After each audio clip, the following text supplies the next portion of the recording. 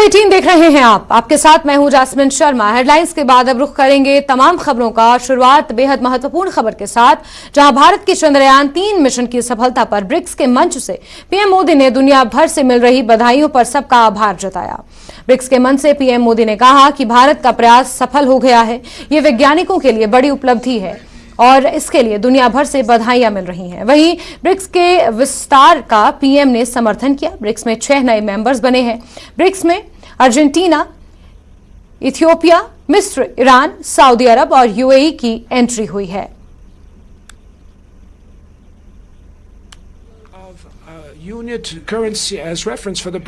आज हम Argentina, Egypt, Iran, Saudi अरब, Ethiopia और यूएई का ब्रिक्स में स्वागत करने के लिए सहमत हुए हैं। सबसे पहले मैं इन देशों के लीडर्स और वहां के नागरिकों को बहुत बहुत बधाई देता हूं। मुझे विश्वास है कि इन देशों के साथ मिलकर हम अपने सहयोग को एक नई गति और नई ऊर्जा देंगे। भारत के इन सभी देशों के साथ बहुत ही गहरे संबंध हैं, बहुत ही ऐतिहासिक संबंध है।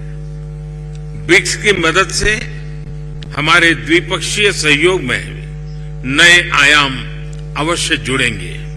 भारत के मून मिशन को लेकर के ढेरों बधाइयां दी और मैं यहां कल से अनुभव कर रहा हूं, हर किसी से बधाइयां मिल रही हैं और दुनिया भर में भी इस सफलता को एक देश की सीमित सफलता के रूप में नहीं, लेकिन पूरी मानव जाति की एक महत्वपूर्ण सफलता के रूप में स्वीकार किया जा रहा है। ये हम सभी लोगों के लिए अत्यंत गर्व का विषय है और भारत के वैज्ञानिकों को पूरे विश्व की तरफ से अभिनंदन का अवसर है। फ्रेंड्स, कल शाम भारत के चंद्रयान ने चांद के दक्षिण ध्रुव पर सॉफ्ट लैंडिंग की। ये केवल भारत के लिए ही नहीं, बल्कि पूरे विश्व के वैज्ञानिक समुदाय के लिए एक बहुत बड़ी उपलब्धि है। और जिस क्षेत्र में भारत ने अपना टारगेट तय किया था, वहां पहले कभी कोई प्रयास नहीं हुआ है और ये प्रयास सफल हुआ है। तो बड़ा डिफिकल्ट टेरेन के ऊपर विज्ञान हमें पहुंचा पाया है। ये अपने आप में विज्ञान की, वैज्ञानिकों की बड़ी सफलता है। इस ऐतिहासिक अवसर पर आप सबकी तरफ से मुझे भारत को, भारत के वैज्ञानिकों को और दुनिया की वैज्ञानिक कम्युनिटी को जो बधाई के संदेश मिले हैं, मैं सार्वजनिक रूप से आप सबका, मेरी तरफ से, मेरे देशवासियों की तरफ से और मेरे वैज्ञानिकों की तरफ से बहुत बहुत धन्यवाद करता हूं। वहीं ब्रिक्स शिखर सम्मेलन के दौरान पीएम मोदी और चीनी राष्ट्रपति शी जिनपिंग ने हाथ भी मिलाया है, जो इस वक्त चर्चाएं बटोर रहा है।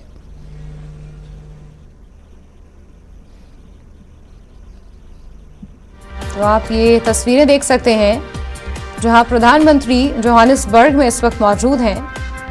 ब्रिक्स शिखर सम्मेलन वहां पर चल रहा है, आज उसका अंतिम दिन है और इस अंतर्राष्ट्रीय शिखर सम्मेलन में प्रधानमंत्री नरेंद्र मोदी ने चीन के राष्ट्रपति शी जिनपिंग के साथ हाथ मिलाया है और अब ये खबरें खूब चर्चा में हैं। आप तस्वीरें देख रहे हैं और बड़ी बात यह है कि इस ब्रिक्स सम्मेलन में इसका विस्तार भी हुआ है। 6 नए देश ब्रिक्स में जुड़े हैं और प्रधानमंत्री नरेंद्र मोदी साउथ अफ्रीका के जोहानिसबर्ग में मौजूद हैं, जहां ब्रिक्स सम्मेलन का आज आखिरी दिन है और इसी आखिरी दिन एक तस्वीर सामने आई है जहां चीन के राष्ट्रपति शी जिनपिंग प्रधानमंत्री नरेंद्र मोदी हाथ मिलाते हुए नजर आ रहे हैं।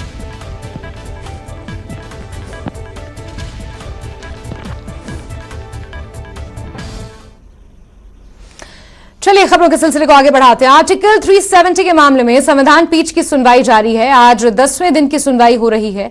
आर्टिकल 370 के मामले में चुनौती देने वाली सभी पक्षकारों की दलीलें पूरी हो चुकी हैं। आज सुप्रीम कोर्ट में केंद्र सरकार की तरफ से अटॉर्नी जनरल अपना पक्ष रख रहे हैं।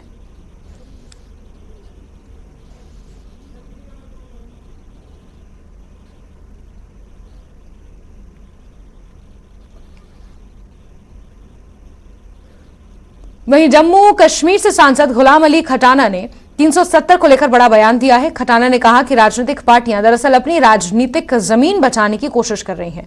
गुलाम अली खटाना ने कहा कि सुप्रीम कोर्ट में मामला चल रहा है, मैं इस पर कोई टिप्पणी तो नहीं करूंगा, लेकिन लोकतंत्र में पार्लियामेंट सबसे ऊपर होती है।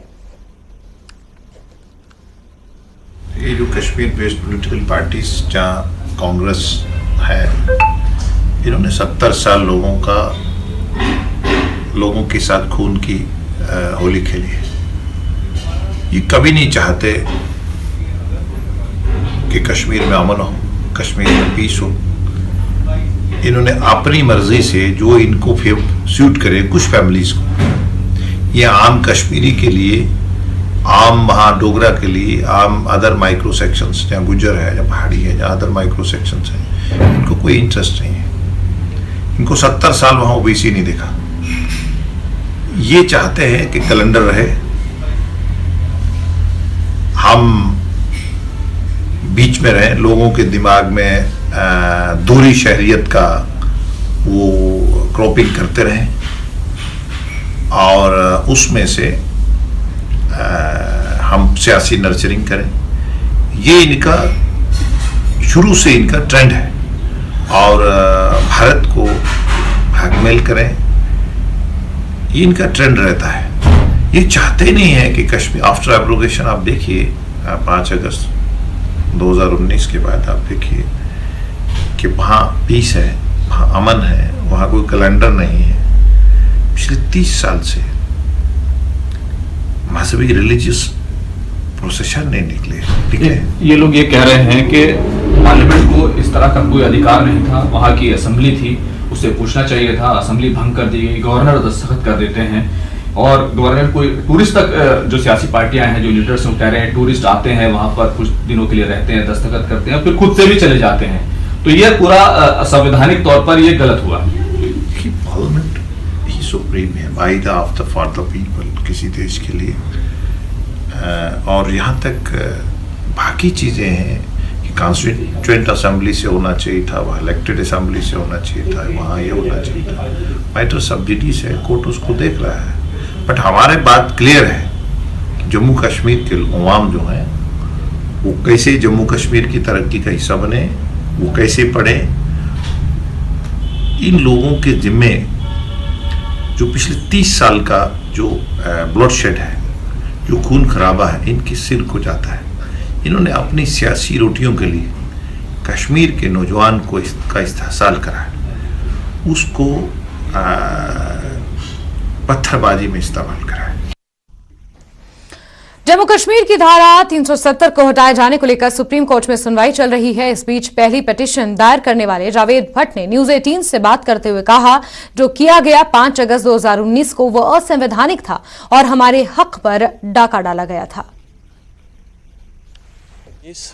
5 अगस्त 2019 को जो फैसला हुआ था, जो आर्टिकल 370 को एब्रोगेट किया गया था, तो कश्मीर की आवाम को बंद करके तो जो फैसला हुआ था उसी के हक में, उसी के हवाले से हम यहाँ आए। सुप्रीम कोर्ट में हमने अपनी दलीलें रखी, हमने पिटीशन फाइल की ताकि जो हमारा हक था वो हक हमें वापस मिल जाए।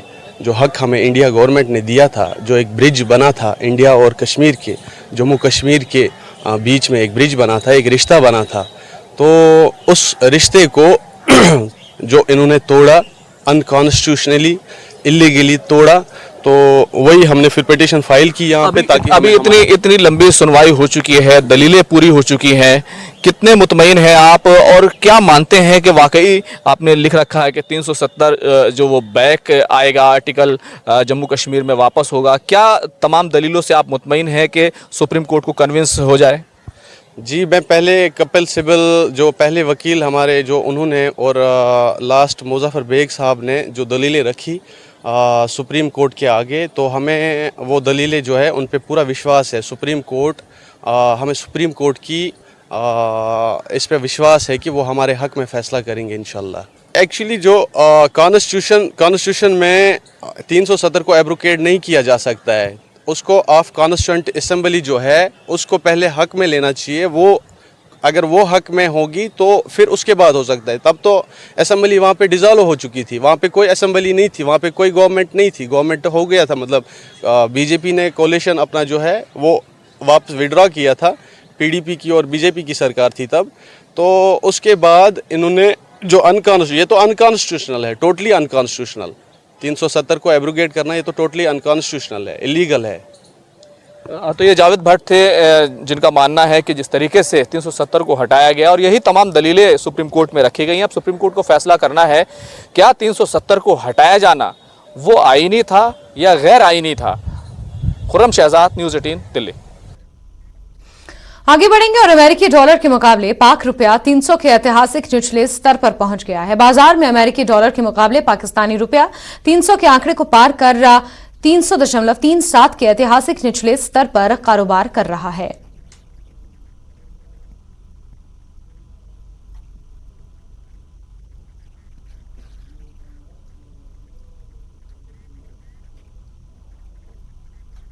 और खबरों का सिलसिला जारी रहेगा, लेकिन यहां रुकते हैं एक बहुत छोटे से ब्रेक के लिए।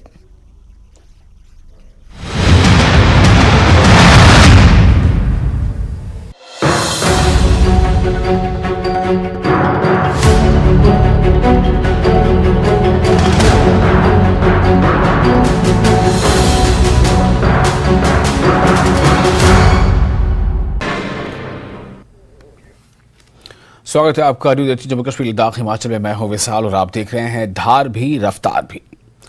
राजौरी जिले के तरियत नामी इलाके में मुसाफिर बस हादसे का शिकार, कम से कम 10 मुसाफिर हो गए जख्मी। तमाम जख्मियों को इलाज के लिए CHC कालाकोट किया गया रेफर। जम्मू कश्मीर के कई इलाकों में तेज हवाओं के साथ मूसलाधार बारिश, मेंढर के सखी मैदान और आड़ी में सैलाब जैसी सूरत हाल। कुपवाड़ा में कई मकानात को पहुंचा नुकसान, लोगों से नदी नालों से दूर रहने की अपील। मेंढर में मुसलसल बारिश ने आवाम की मुश्किलात में एक बार फिर इजाफा कर दिया। मेंढर के सखी मैदान और आड़ी में सैलाब जैसी सूरत हाल। सफा आयुर्वेदिक चूर्ण, पेट सफा तो हर रोग दफा।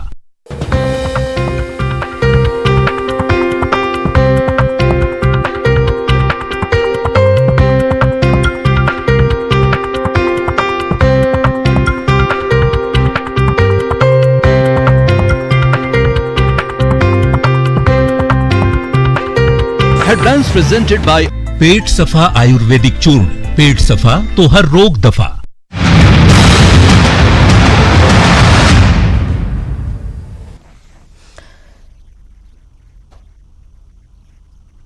चलिए आगे बढ़ते हैं ब्रेक के बाद। और यूथ नेशनल कॉन्फ्रेंस के कार्यकर्ताओं ने आज जम्मू में पार्टी मुख्यालय के सामने बड़े पैमाने पर विरोध प्रदर्शन किया। यह विरोध प्रदर्शन सरोर टोल प्लाजा को बंद करने, प्रीपेड स्मार्ट मीटर नीति को खत्म करने और अन्य संबंधित मुद्दों पर दबाव बनाने के लिए आयोजित किया गया था। विरोध रैली का एनसी नेता तेजिंदर सिंह पॉल अम्मान ने नेतृत्व किया। उन्होंने भाजपा नेतृत्व पर भी निशाना साधते हुए कहा कि वो चुप्पी साधे हुए हैं और इन मुद्दों के समर्थन में कोई आवाज नहीं उठा रहे हैं।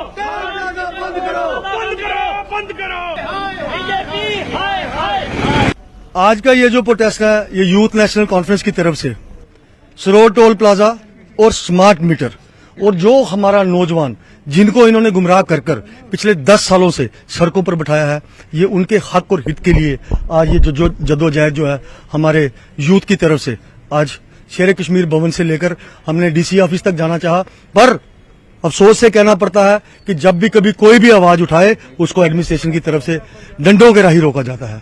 आज भी आपने देखा होगा कि पुलिस ने हमें आगे जाने से रोक दिया।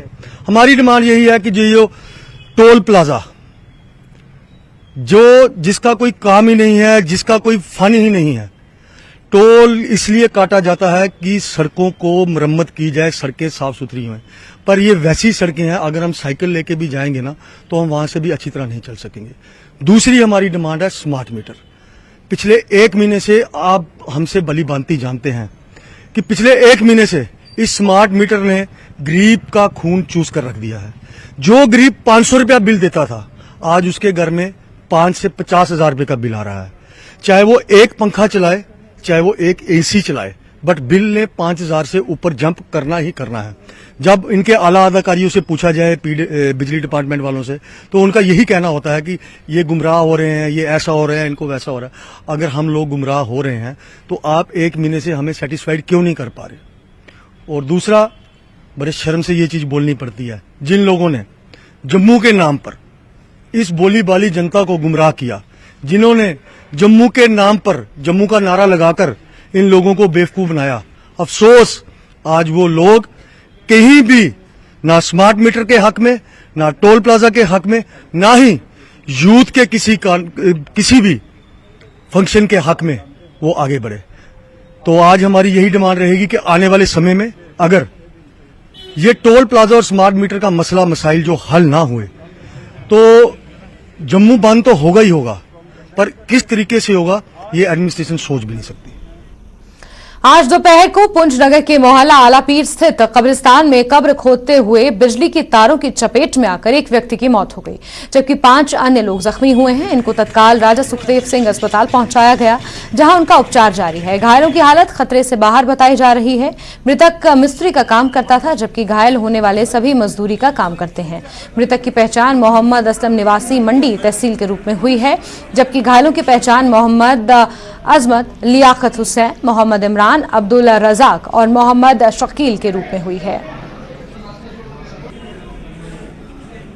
कब्रिस्तान पर गए थे काम करने, करंट लग गया, वो बिजली ने पकड़ लिया। उधर चाहे था ना वो स्टैंड होता है लोहे का, वो उधर मजदूरी करने गया था, बंदा ले गया था मिस्त्री। जी, हमारे पास इलेक्ट्रोक्यूशन के 6 पेशेंट्स आज आए थे अराउंड 15-20 मिनट्स पहले। तो उसमें से अनफॉर्चुनेटली एक जो है वो ब्रॉड डेड थे, उनका नाम मोहम्मद असलम है, वो अढ़ाई से बिलोंग करते हैं। बाकी जो 4 हैं वो स्टेबल हैं, बिल्कुल स्टेबल हैं। उनमें से जो एक है उसको लेग में, राइट लेग में इंजरी थी, जिसकी ऑर्थोपेडिशियन कंसल्टेशन हो गई है, ड्रेसिंग वगैरह सब हो गई है। अब हम इनको अंडर ऑब्जर्वेशन रखेंगे। पिछले 7 दिनों से जारी बजरंग दल और विश्व हिंदू परिषद की राष्ट्रीय स्तर की श्री बूढ़ा अमरनाथ यात्रा में आज छोटे जत्थे ने दर्शन किए। देश के विभिन्न राज्यों से आए हजारों श्रद्धालुओं ने बूढ़ा अमरनाथ मंदिर में भगवान शिव के पवित्र शिवलिंग के दर्शन और पूजन अर्चन किया। इस अवसर पर श्री बूढ़ा अमरनाथ मंदिर में भगवान भोलेनाथ के स्वयंभू शिवलिंग के दर्शन पूजन करने के उपरांत श्रद्धालु ढोल की थाप पर घंटों तक नृत्य करते हुए भोलेनाथ के दर्शन पूजन की खुशी मनाते रहे।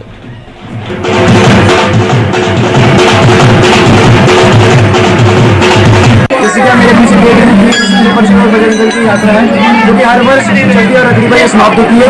और ये यात्रा में 3-4 हजार लोग आते हैं। यहाँ पर 15,000 से 16,000 तक यात्री आगे और उन्होंने दर्शन कर लिए। मैं बोले वापस यही मांगना चाहता हूँ कि ये इनकी हर मनोकामनाएं पूर्ण हो और ये हर साल इस तरह लाखों की भीड़ में आए और बाबा के दर्शन करें। जय श्री। भारी बारिश के कारण कुल्लू मंडी मनाली लाहौल स्पीति का देश के विभिन्न राज्यों से संपर्क टूट चुका है। ऐसे में बीती रात से कुल्लू मंडी में सड़कें क्षतिग्रस्त होने से यातायात पूरी तरह से ठप है, जिसके कारण कुल्लू से बाहरी राज्यों में फंसे फल सब्जियों से लदे वाहनों और कई छोटी गाड़ियों की लंबी लंबी कतारें नजर आ रही हैं। मंडी से कुल्लू की तरफ जाने वाले हजारों वाहन अभी भी 16 घंटे से ज्यादा समय से यहां फंसे हुए हैं। भारी बारिश से सड़क यातायात बाधित होने से लोगों को भारी समस्याओं का सामना करना पड़ रहा है।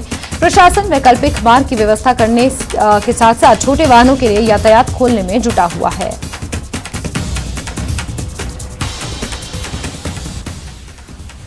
इस वक्त हम कटिंडी से 2 किलोमीटर पीछे खड़े हैं, जहाँ से आगे जाने नहीं दिया जा रहा। पुलिस वालों ने रोक रखा है कि आगे कहीं रास्ता बंद हो रखा है, तो कटिंडी से 2 किलोमीटर पीछे खड़े हैं। ये आप कब से खड़े हैं यहाँ पे? यहाँ रात को 2 बजे से खड़े थे हम।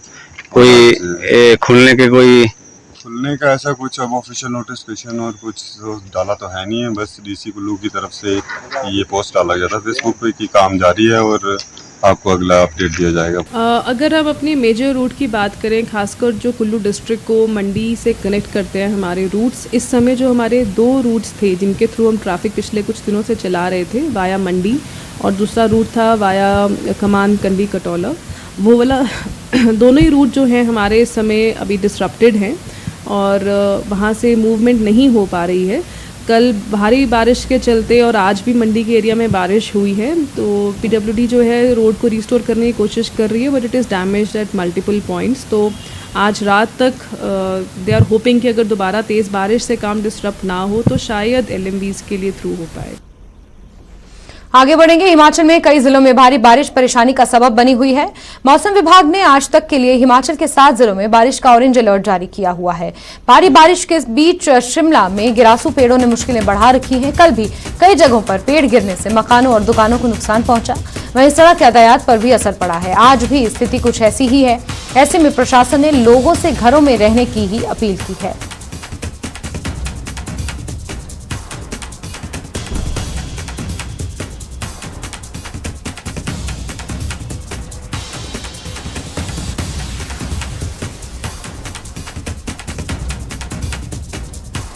हिमाचल में अगले 2 दिनों तक भारी बारिश के खतरे को देखते हुए सीएम ने लोगों से बाहर ना निकलने की अपील की है। साथ ही नदी नालों के किनारे जाने से भी बचने को सीएम ने कहा है। नमस्कार, मैं हिमाचल की जनता से एक बार अनुरोध करना चाहता हूं कि मौसम विभाग ने हिमाचल प्रदेश में अगले 2 दिनों तक भारी बारिश का अलर्ट जारी किया है। मेरी आप सभी से अपील है कि अगर जरूरी ना हो तो घरों से बाहर ना निकले, नदी नालों के किनारे ना जाएं। जगह जगह लैंडस्लाइड और पेड़ गिरने के कारण सड़कें बंद हो रही है, जिन्हें रिस्टोर किया जा रहा है। सरकार हालात पर नजर बनाए हुए हैं और लोगों की समस्याओं को दूर करने का प्रयास किया जा रहा है। मैं स्वयं सभी डीसी के साथ संपर्क में हूं और सभी लोगों की सुरक्षा सरकार की प्राथमिकता है। किसी भी आपात स्थिति में टोल फ्री नंबर 1077 या 1070 पर संपर्क किया जा सकता है। सतर्क रहे, सुरक्षित रहे। जय हिंद, जय हिमाचल। प्रधानमंत्री आवास योजना के तहत गरीब परिवार को घर बनाने के लिए पैसे मिले थे। घर बनाने के लिए ईंट, पत्थर, रेत, बजरी सहित अन्य सामान इकट्ठा करके रखा हुआ था, लेकिन बीती 14 अगस्त को बारिश ने ऐसा तांडव मचाया कि घर बनाने के लिए इकट्ठा किया सामान के साथ साथ जिस मकान में रह रहे थे वो भी अब रहने लायक नहीं बचा। मंडी के वार्ड नंबर 4 नेड़ा के शिल्लाह किप्पड़ की सरोज देवी का हाल कुछ ऐसा ही है। अब सरोज देवी राहत शिविर में दिन गुजारने को मजबूर हैं। उन्होंने सरकार से मदद की गुहार लगाई है। शिविरों में रह रहे कई प्रभावित विशंभर सिंह, खेम सिंह और कौशल्या देवी ने बताया कि वो दिन में अपने क्षतिग्रस्त मकान की मरम्मत को जाते हैं और शाम को वापस राहत शिविरों में आकर रात गुजारते हैं। नहीं, हम तो रहते हैं, रात को चले जाते हैं यहाँ से। कभी आ सकता है दोबारा, कोई डाउटफुल ही है अभी। रात को कोई नहीं रहता है यहाँ। 3-4 घर जो है सारे खाली कर देते हैं। 3-4 क्या मतलब 15-20 घर है जो कोई देवते के मंदिर में ठहरे हैं। वो ऊपर कोई अपने रिश्तेदारों के चले गए, कोई ऐसे ठहरे। मैं अपने सके भतीजे के घर में ठहरा हुआ अभी। हमारे तो घर बीच में फंस गया। हम तो यहाँ से निकले हैं और हमने टेंट लगा रखा है। परिवार को वहाँ ले जाते हैं, वहीं रखा है रात को भी। और दिन में जब मौसम थोड़ा साफ हो जाता है, हमारे घर में कोई ऐसा नहीं, कोई नुकसान नहीं है, लेकिन उसी के डर के वजह से हमारे पीछे भी पहाड़ी है। तो पहाड़ी के कारण मुझे वो वहाँ चले जाते हैं रात को। कहाँ जाएं कहाँ नहीं जाएं कुछ भी समझ ही नहीं आ रहा था। हमने सोचा भी नहीं था कि हम बच भी पाएंगे। एक तो इतनी छोटी सी बच्ची है, इसको उठाया जब गोद में तो टांगे भी नहीं चल रही थी। आगे कैसे जाएं, क्या कुछ भी लग रहा था। पता जी, जो हमारा घर है हमें प्रधानमंत्री आवास योजना के तहत मिला था ना, फिर उसमें भी हमने ईंटें लाई थी, रेत लाया था, सीमेंट भी वो भी खराब हो गया, ईंटें भी चली गई हमारी। मुश्किल है, बहुत मुश्किल है, बड़ी मुश्किल से बना रहे थे। यहाँ की जो